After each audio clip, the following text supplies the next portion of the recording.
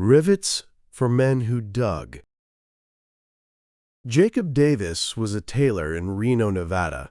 He made tents, wagon covers, and working clothes, and he bought his cloth from a dry goods merchant in San Francisco named Levi Strauss.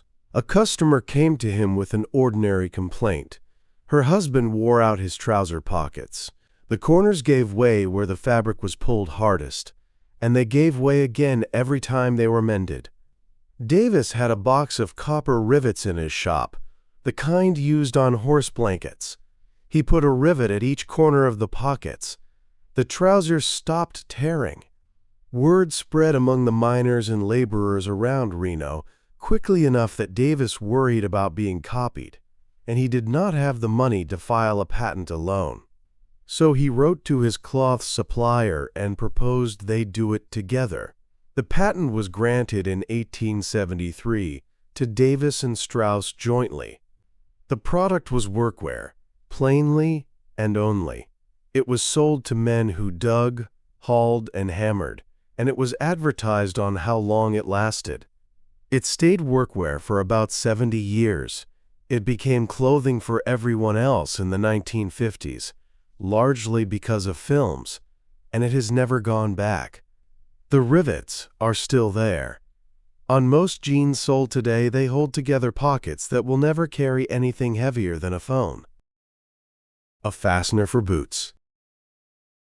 Whitcomb Judson was an engineer in Chicago with a number of patents to his name, most of them concerning pneumatic street railways. The device he is remembered for was meant to solve a much smaller problem: high boots in the 1890s, fastened with long rows of hooks and eyes.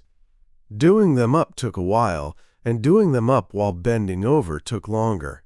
Judson designed a sliding clasp that would hook and unhook a whole row at once. He called it the clasp locker and showed it at the Chicago World's Fair in 1893. Almost nobody bought it. It jammed. It sprang open. It was expensive to make, and a boot that opens by itself is worse than a boot that takes a minute. The design was carried forward by an engineer named Gideon Sunback, who spent years rebuilding it around interlocking teeth on a flexible tape. His version worked reliably, and the first large orders came for the military, for flying suits and money belts. The name came later from a rubber company that used the fastener on a line of galoshes and called them zippers, after the sound. Clothing was the last place it arrived, not the first. Trousers and dresses took it up in the 1930s. The boots it was designed for had moved on without it.